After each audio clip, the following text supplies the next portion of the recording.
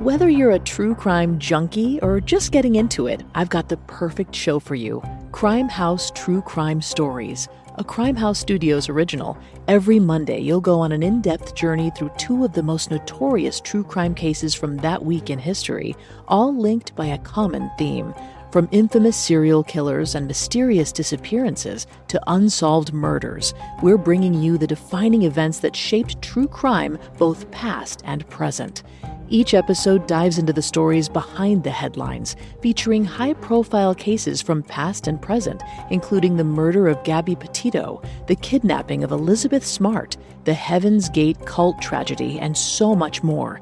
Follow Crime House True Crime Stories now, wherever you get your podcasts. And for ad-free listening and early access to episodes, subscribe to Crime House Plus on Apple Podcasts.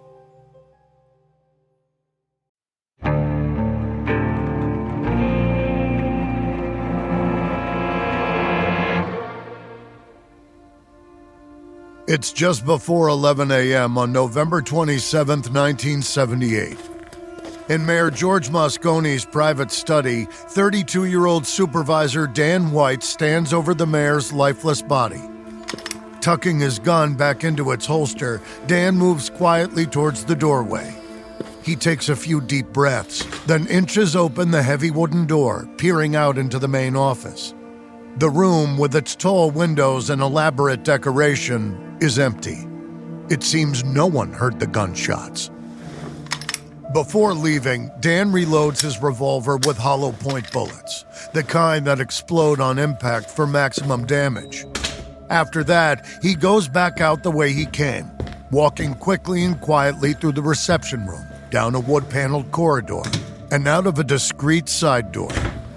Once he's back in the main part of San Francisco's City Hall, Dan makes his way across to the other side of the building, where the offices of the supervisors are. He needs to find Harvey Milk, preferably before anyone discovers that the mayor has been murdered.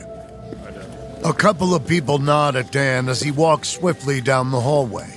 One even tries to talk to him, telling him something about Dianne Feinstein. Apparently, the president of the Board of Supervisors wants to speak with him, but Dan's not interested in what Dianne wants. Even when he walks past her open office, Dan ignores Dianne as she calls out to him. She sounds worried, like she's desperate to talk to him. Well, Dan thinks, where was she when he was desperate? A moment later, Dan barges into Harvey Milk's office, where the 48-year-old supervisor is chatting with a friend. Not bothering with politeness, Dan interrupts the conversation to tell Harvey that he needs to speak with him in private, then inclines his head towards the hallway. Harvey grins and follows Dan across the hall into Dan's own office. Well, his former office now. Dan's name has already been removed from the door. It's stark in here. Dan never bothered to decorate. He doesn't have photos of his family, no paperwork on his desk, not even pens in his drawer. But outside the window is a view of the San Francisco War Memorial Opera House. A lifelong opera lover, Harvey has always envied that view. He said as much to Dan on occasion.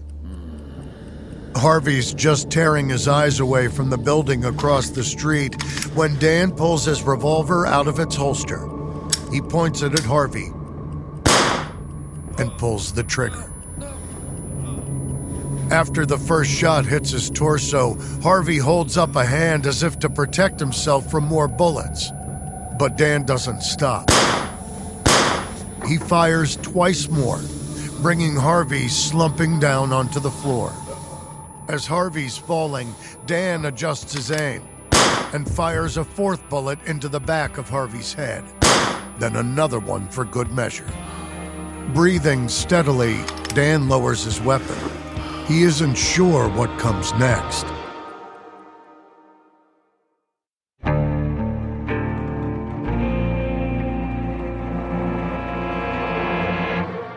From Airship, I'm Jeremy Schwartz, and this is American Criminal.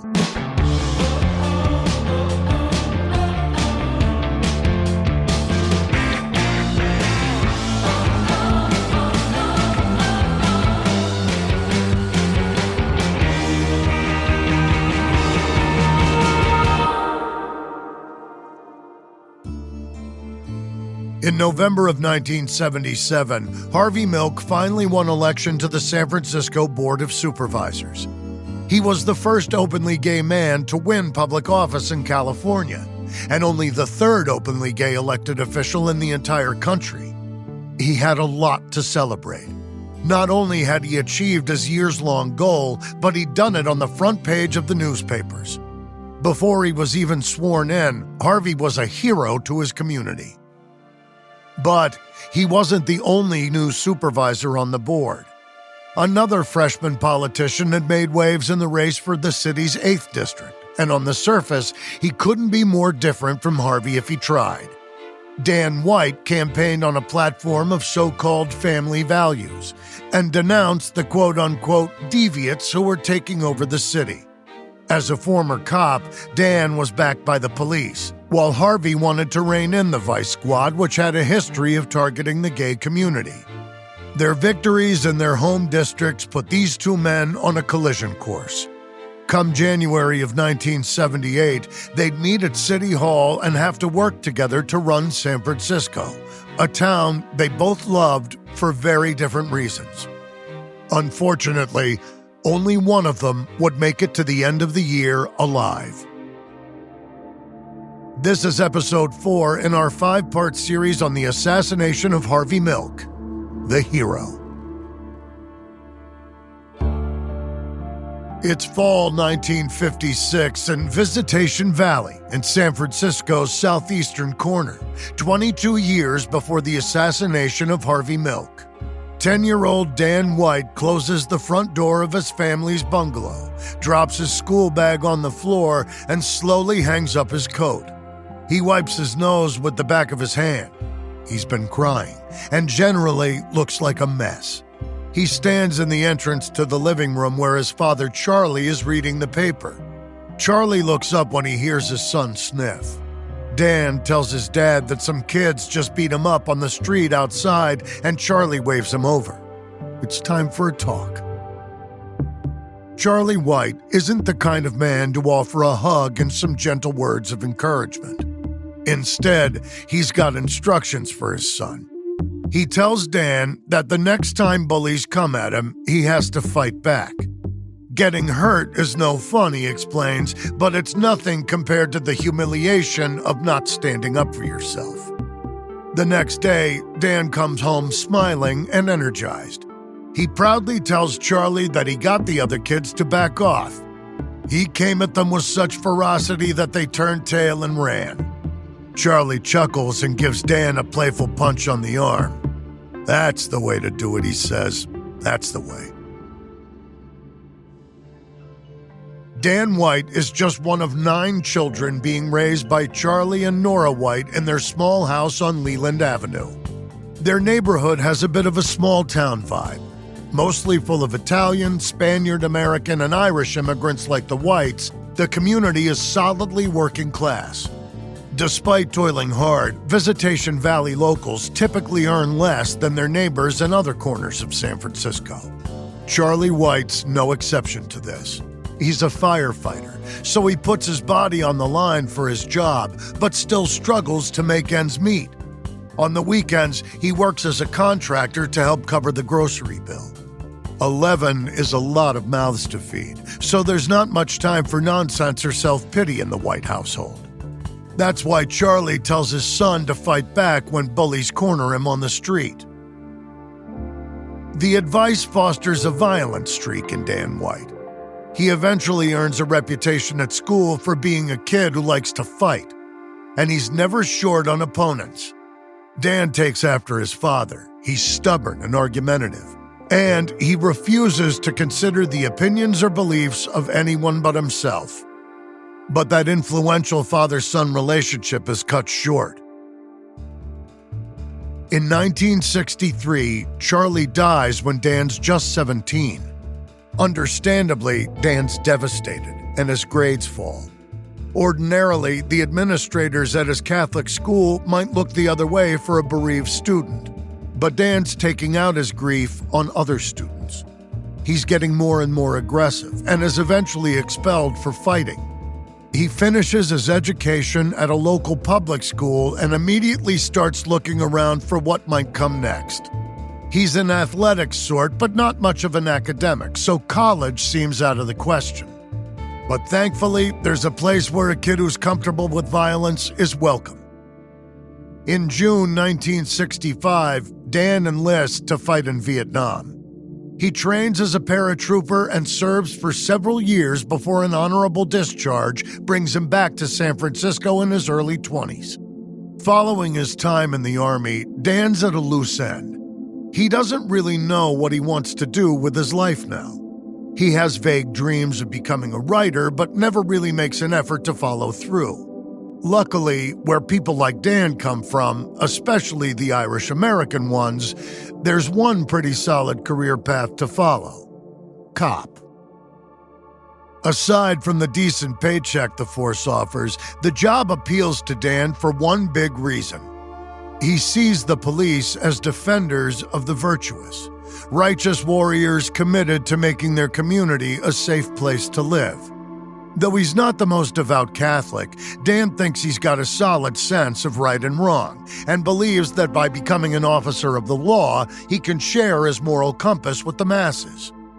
After his training is complete, Dan forks out $85 for his gun, a Smith & Wesson .38 revolver, and gets placed squarely into police life. But to his surprise, he doesn't enjoy the job as much as he expected to. At first, he's assigned to work as an undercover narcotics officer. But it turns out that's too morally gray for Dan. As much as he wants to clean up the streets, he doesn't like the dishonesty of befriending someone with the specific goal of turning on them. But even as a beat cop, Dan doesn't take much pleasure in the work. He's reluctant to make arrests for minor crimes and seems more interested in helping people rather than punishing them. Clearly, it's not a good fit, and after just 12 months in uniform, Dan quits the force. Once again looking for some direction, he grows a beard and heads to Alaska, hoping that a change of scenery will bring him some clarity. It doesn't. And before long, he's back in San Francisco, freshly shaven and handing in his application to rejoin the police force.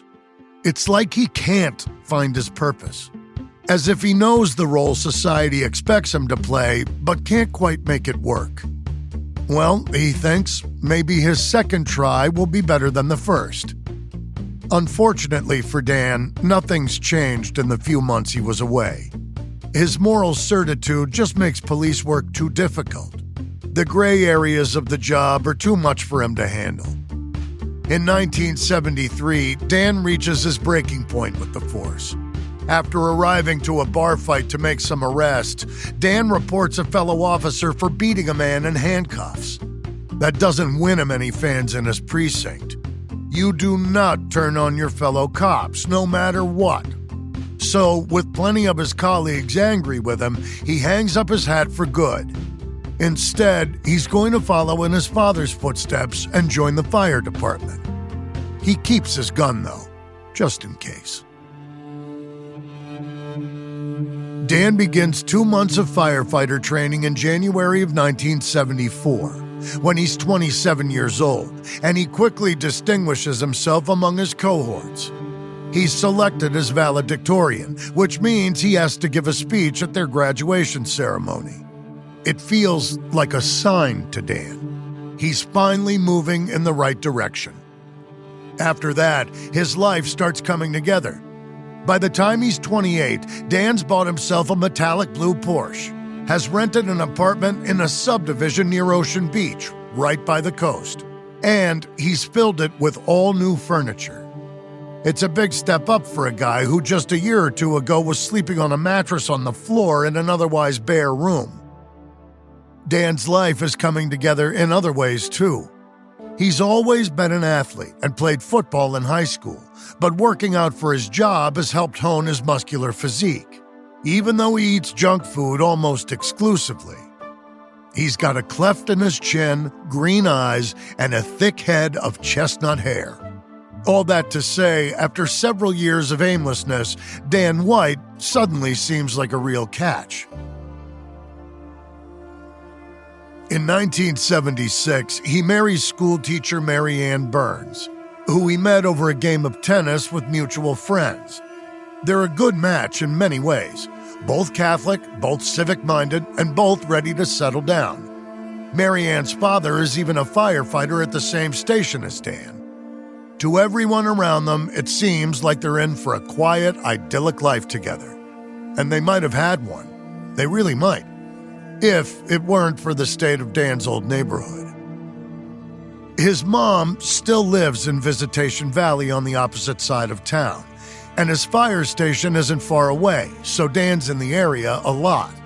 What he sees there is disheartening. He remembers it as the perfect place to grow up, but now it's transformed.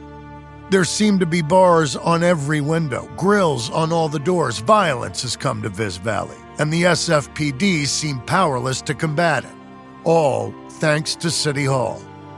The city mayor, George Moscone, has appointed a new police chief, who's put the kibosh on a lot of the department's more aggressive tactics. Thanks to complaints from the city's minority groups, cops just don't have the free rein they once did. And from Dan's perspective, Viz Valley is paying the price. But crime isn't the only problem Dan sees. Like plenty of other locals, he's noticed the entire city shift away from the blue-collar professions that quite literally built it. The industries that created San Francisco's middle class, that elevated thousands of immigrant families, aren't seeing the same benefits they used to.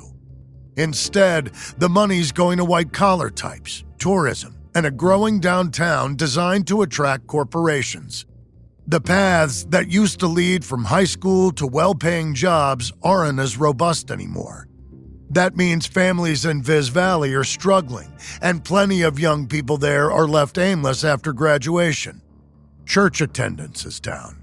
The library branch is facing closure, and there are hardly any buses running through the valley. And to add insult to injury, Visitation has the highest percentage of home ownership in the city, which means the area is paying more in property taxes than any other part of San Francisco. But they're not seeing any of that flow back into the community. Dan can see the problems facing Viz Valley, and he's not even living there. And if he's frustrated, it's nothing compared to the way its residents feel. It seems to them like they've been forgotten by their elected officials, like no one cares that their neighborhood is getting worse with every passing year. But now they've finally got the chance to change all that. Until recently, supervisors were elected from a pool across the entire city, which means that there was no one communities like Viz Valley could turn to as a champion. But in late 1976, San Francisco's voters decided to implement district races for future supervisor elections. In the area around Visitation, a full 56% of people voted in favor of the change. They were desperate to finally have the representation they deserved. And in the spring of '77, their hero steps forward. Sick of seeing what's happened to his neighborhood, Dan White pays a visit to City Hall and files the paperwork to run for supervisor in the newly created District 8. He couldn't make it as a cop, but he still wants to make his community a better, safer place. Maybe now he'll be able to put things right as a politician. Americans spend an average of 90% of their time indoors. But did you know that indoor air can be up to 100 times more polluted than outdoor air? Breathe easy with Air Doctor, the award-winning air purifier that eliminates 99.99% of dangerous contaminants like allergens, viruses, smoke, gases, mold spores, and more. Air Doctor was voted Best Air Purifier by Newsweek, so it's no surprise that 98% of Air Doctor customers agree their home's air feels cleaner, safer, and healthier. Unlike other purifiers, Air Doctor captures invisible particles 100 times smaller than standard HEPA filters. Head to airdoctorpro.com and use promo code AmericanCriminal to get up to $300 off today. Air Doctor comes with a 30-day money-back guarantee, plus a 3-year warranty, and $84 value free. Get this exclusive podcast-only offer now at airdoctorpro.com. airdoctorpro.com. Using promo code AmericanCriminal. Hilton brings you new ways to stay, with experiences that let you capture the glory days. Introducing the Graduate Hotels. Each inspired by local college towns, these stays are always original and never boring. Get in touch with traditions all across the country and enjoy a stay that's a class above the rest. Book at Graduate Hotels with Hilton Honors Points at Hilton.com. It's a win-win. Hilton, for the stay.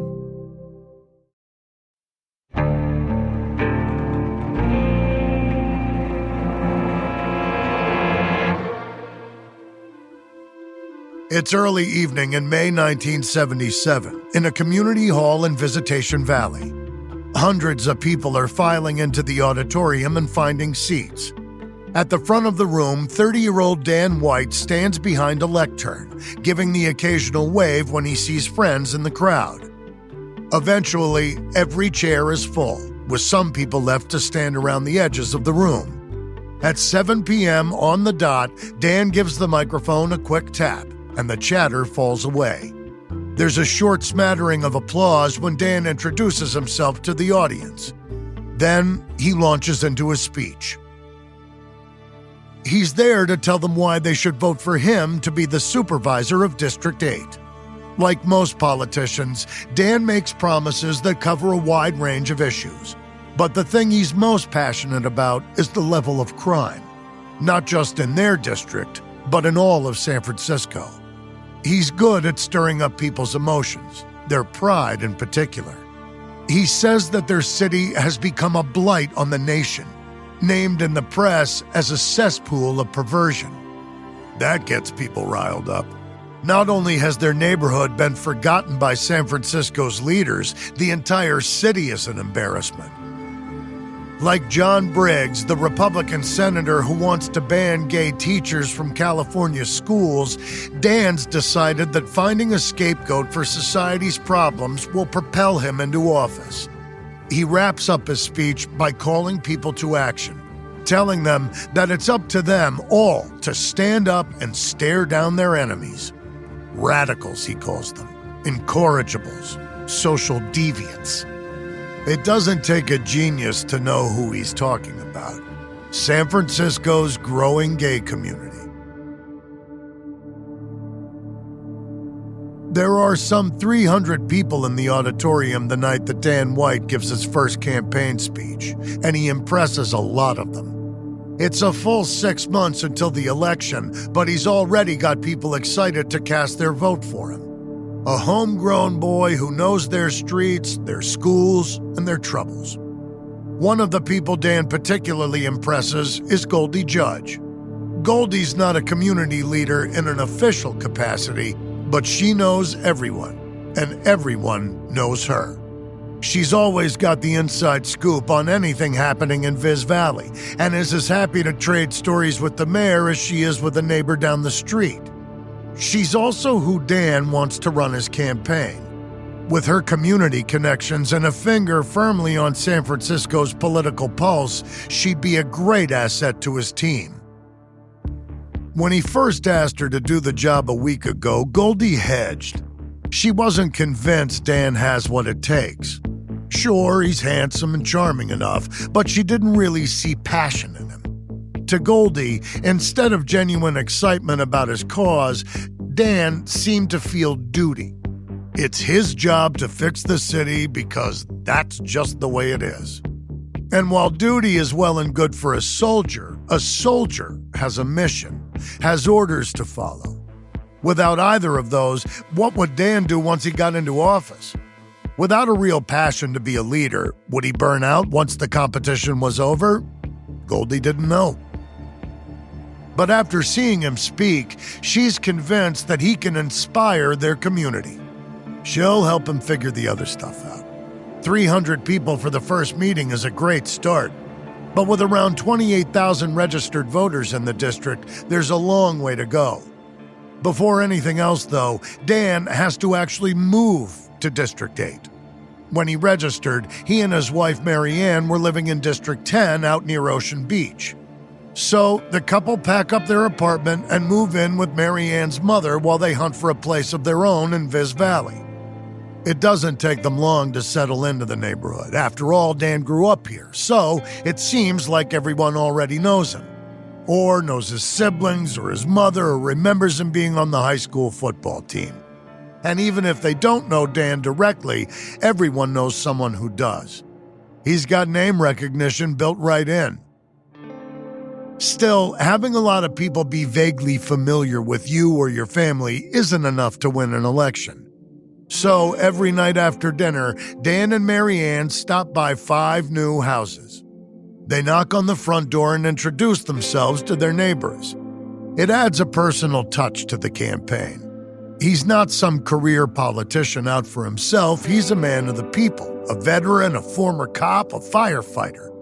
What more could anyone ask for?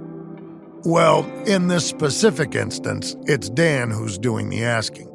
Campaigning isn't cheap, and although he and Mary Ann both work full-time, they can't bankroll the operation by themselves. They loan the campaign $3,000 from their savings, but that's about their limit. Thankfully, though, plenty of friends and family write them checks, and Dan's fire station buddies pass the hat to keep the cash flowing too.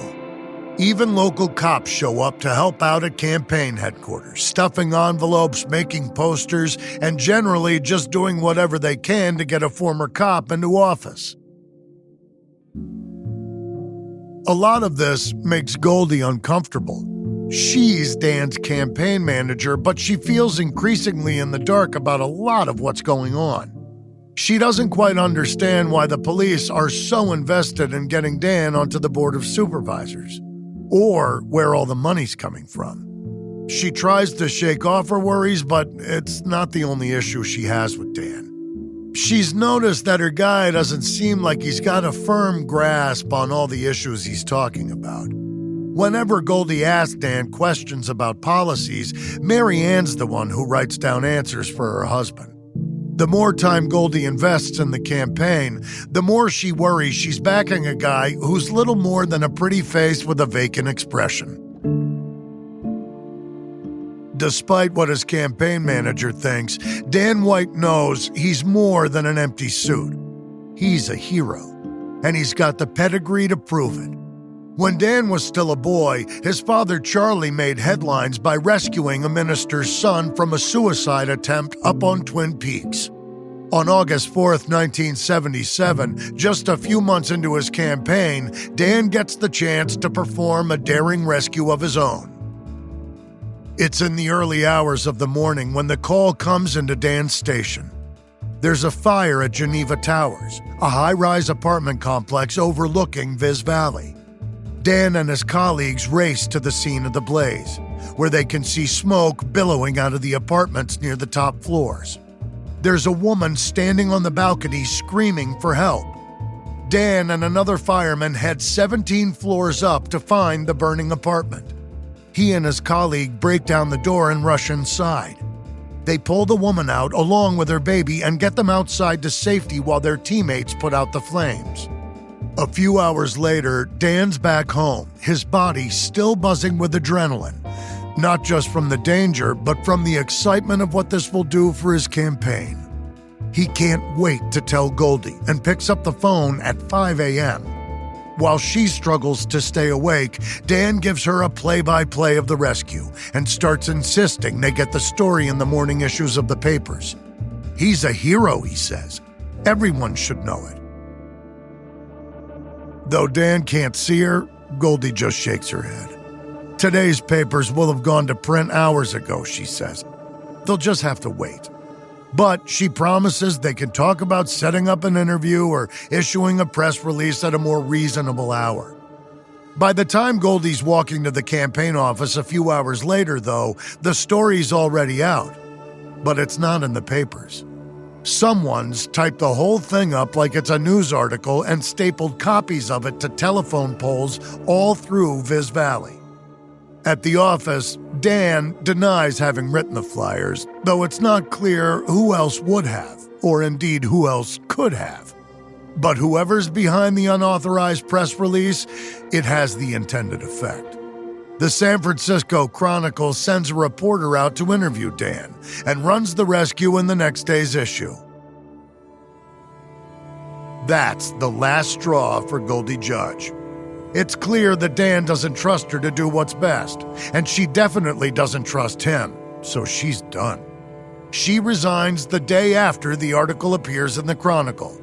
But Dan doesn't let losing Goldie slow him down. In fact, he's about to get wind of a development that will supercharge his campaign right through to Election Day.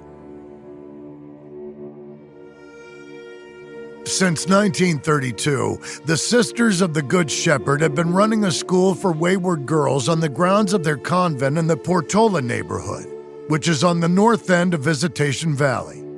Young women who've committed relatively minor infractions have been housed at the school, where the sisters have done their best to return them to the straight and narrow. But recently, things have gotten harder for the nuns. The Sisters of the Good Shepherd are finding themselves spending more and more time fundraising just to keep the lights on. It can't last. Not too long ago, a group of mental health professionals and city agencies came to the sisters with a proposal.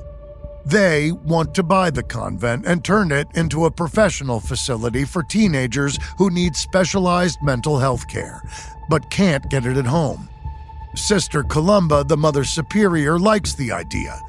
It would carry on the convent's tradition of charity towards young people, just with government funding and professionals better equipped to deal with difficult cases.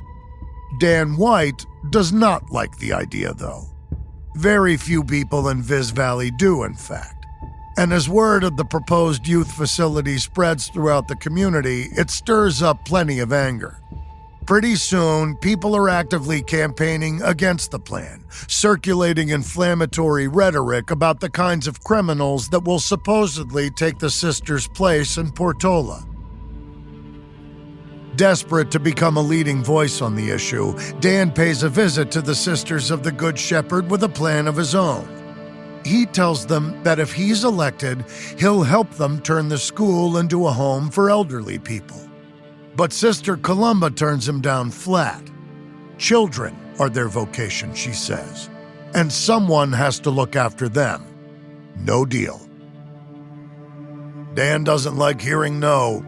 He never has. Doesn't Sister Columba see that he's the hero of Viz Valley? After that meeting, Dan decides that the Sisters of the Good Shepherd are his enemies. Now, a lot of people might think picking a fight with nuns isn't the best campaign move, but Dan's not afraid to make the feud public. At a community forum, Sister Columba stands up to speak, and when she's done, Dan fixes her with an irate glare and tells the room that the Mother Superior is lying to them.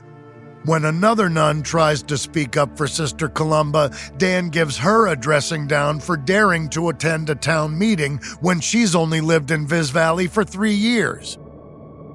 The nuns aren't the only people Dan has a problem with. As the campaign nears the pointy end, he gets aggressive with anyone who doesn't support him. He's right, they're wrong, and there's no way around it. Just like his father. When a man heckles him at a candidate's night, Dan announces to the room, "I know who my enemies are, and I'm not going to forget." It's bold behavior for a first-time candidate, and had Dan not started his campaign so early, it might have cost him. But by the time he's snarling at nuns and swearing vengeance on his opponents, he's got all the momentum he needs. In November of 1977, Dan White cruises to victory in District 8. He's going to City Hall. But the day after the election, it's not the golden boy of Viz Valley who makes the front page of the newspapers. It's the guy from 6 miles up the road in the Castro, the new supervisor from District 5. Dan got the win he wanted, but it's Harvey Milk who'll get the coronation. is a weird thing I never realized. You know, over 4% of Murderpedia entries are related to life insurance. So that's over 600 murders a year in the United States, with life insurance being the motive. So get some really good insurance. Do it at SelectQuote. SelectQuote is one of America's leading insurance brokers with nearly 40 years of experience, helping over 2 million customers find over $700 billion in coverage since 1985. Now, other insurance and brokers offer impersonal, one-size-fits-all policies that may cost you more and cover you less, while SelectQuote can help you find the right policy for you. Been worried about trying to fit shopping for life insurance into a busy schedule? Well, in as little as 15 minutes, a SelectQuote licensed insurance agent can tailor a life insurance policy to your family's needs and budget. And have you been concerned about the cost of life insurance? Well, it's more affordable than you think with SelectQuote, with some policies costing less than $1 a day. Plus, if you're in good health, they work with carriers that can get you same-day coverage with no medical exam required. Head to SelectQuote.com and a licensed insurance agent will call you right away with the right policy for your life and your budget. SelectQuote. They shop, you save. Get the right life insurance for you for less at SelectQuote.com/American Criminal. Go to SelectQuote.com/American Criminal today to get started. That's SelectQuote.com/American Criminal. You know, if you run a small business, there's nothing small about it. As a business owner, I get it. My business is and always has been completely consuming since I started. Every day there's a new decision to make, and even the smallest ones feel gigantic. Something that can help this whole process not feel so daunting is the right platform that has all the tools you need to be successful. Well, guess what? It exists, and it's called Shopify.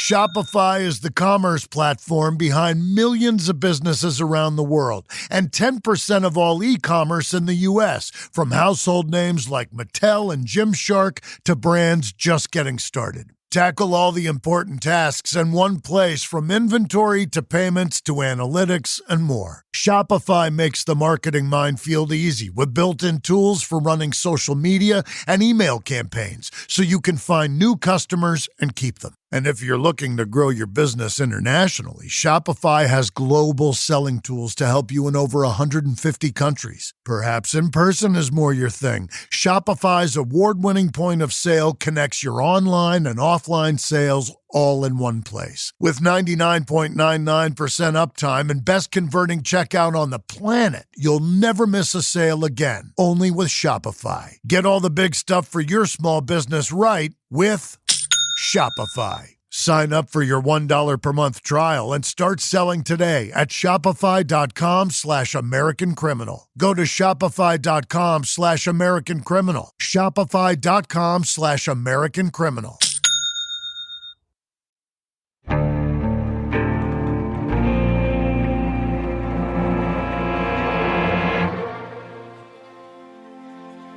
It's just before 10 a.m. on January 9th, 1978. 47-year-old Harvey Milk stands outside his camera store on Castro Street. Around him are more than 100 friends and supporters, all of them excited for this historic morning. In an hour, Harvey will be sworn in as the first supervisor for San Francisco's new District 5.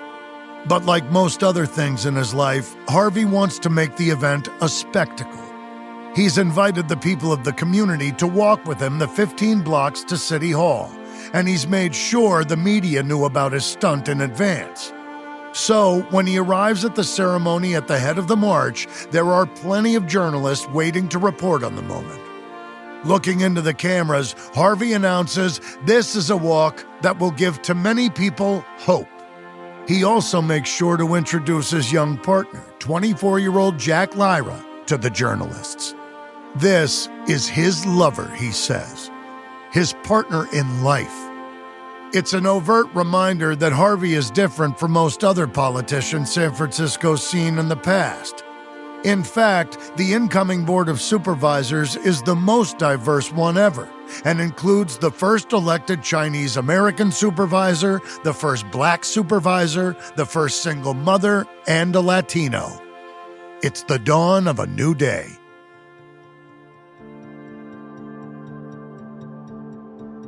It turns out that after spending about 4 straight years campaigning, Harvey's pretty good at being a politician.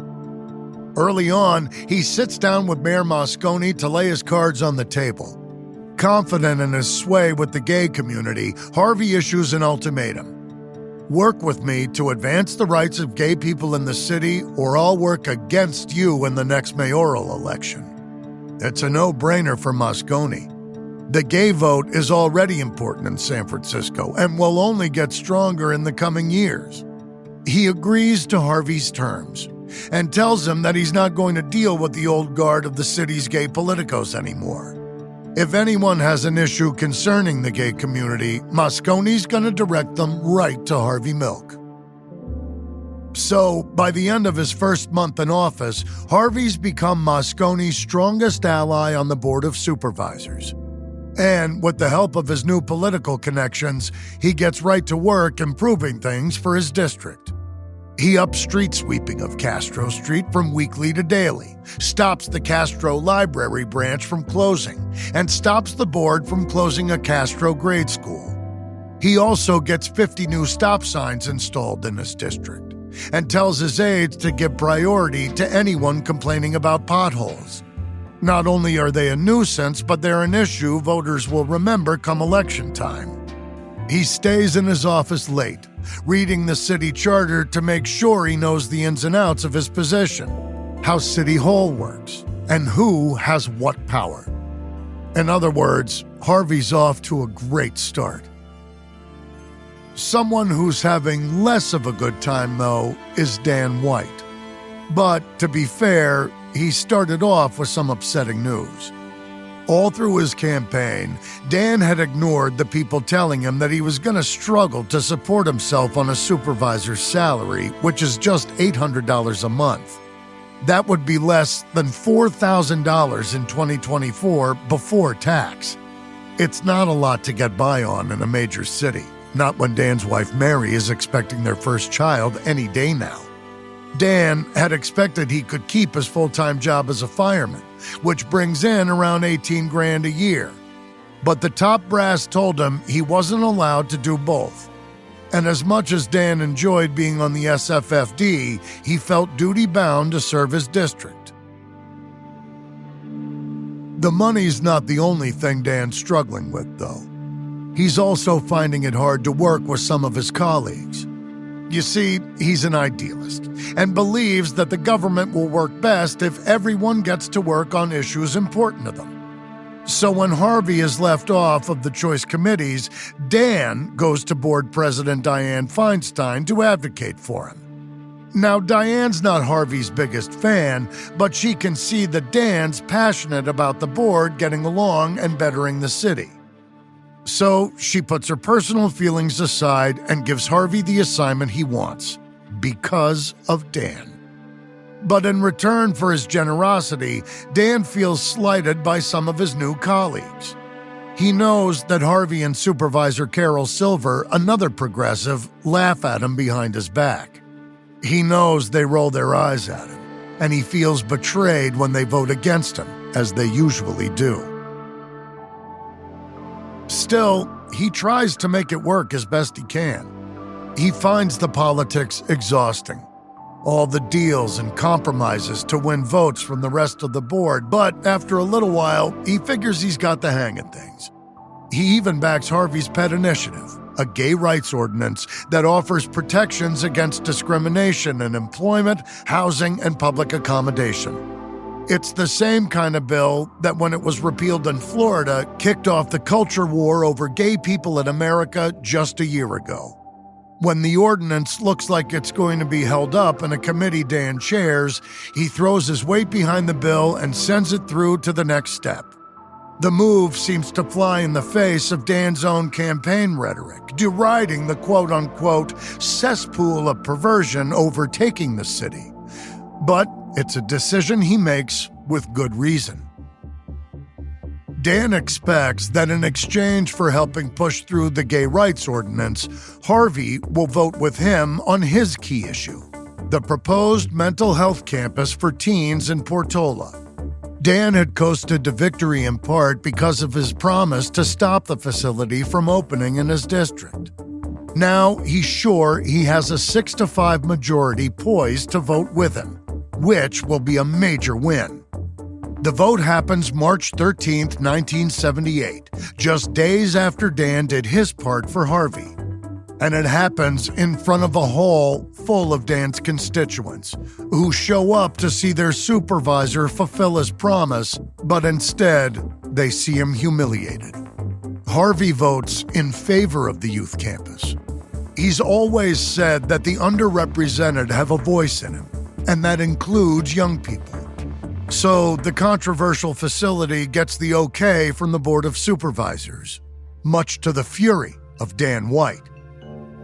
After that, Dan's done playing nice. Harvey Milk has made him a failure. Determined to get his revenge, he tries to recall Harvey's gay rights ordinance to his committee, but he's blocked by his colleagues. The rest of the board votes to approve the bill. Dan's the only one to vote against it. This bill, he says at the signing of the ordinance into law, lets a man in a dress be a teacher. His statement might seem oddly specific, but it reflects the political landscape of California in 1978. There are still several months until the state votes on Proposition 6, which would ban gay people from being teachers. Senator John Briggs first announced the ballot measure a year ago, and the debate is still raging. Briggs has succeeded in igniting a conversation about the fitness of gay men and women to be allowed around children, and is happily playing his role as outraged do-gooder. The campaign has brought Senator Briggs a lot of attention, which is exactly what he wants. He's running for governor, after all. But the debate over the ballot measure is also boosting the prominence of Harvey Milk. He emerges as Briggs' loudest opponent, the de facto spokesperson for the gay community. Harvey's obviously horrified by Prop 6, but he also knows that being so visible in the fight to stop it is doing wonders for his political career. He's sure to have a much easier time when he's up for re-election, and it might even give him a shot at a run for board president. But Harvey's rising star also makes him a target. In June of 1978, Harvey's scheduled to speak at the city's annual Gay Freedom Day Parade, an event which usually attracts hundreds of thousands of participants and viewers. Just days before the event, he receives a postcard in the mail. It's not the first threatening letter Harvey's gotten, and it won't be the last, but something about it feels more serious. Somehow, all the intense debate the Briggs Initiative has stirred up has a lot of gay people on edge. It suddenly feels like instead of just being outcasts, they're targets of genuine hate.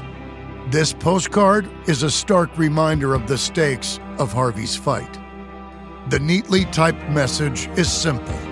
You get the first bullet the minute you stand at the microphone. From Airship, this is episode 4 in our series on the assassination of Harvey Milk. On the next episode, Dan White makes a decision that will change the political landscape of San Francisco forever. We use many different sources while preparing this episode. A few we can recommend are Double Play by Mike Weiss, The Mayor of Castro Street by Randy Schultz, and Harvey Milk, His Lives and Death by Lillian Faderman. This episode may contain reenactments or dramatized details, and while in some cases we can't know exactly what happened, all of our dramatizations are based on historical research. American Criminal is hosted, edited, and executive produced by me, Jeremy Schwartz. Audio editing by Christian Paraga. Sound design by Matthew Filler. Music by Thrum. This episode is written and researched by Joel Callan. Managing producer Emily Burke. Executive producers are Joel Callan, William Simpson, and Lindsey Graham.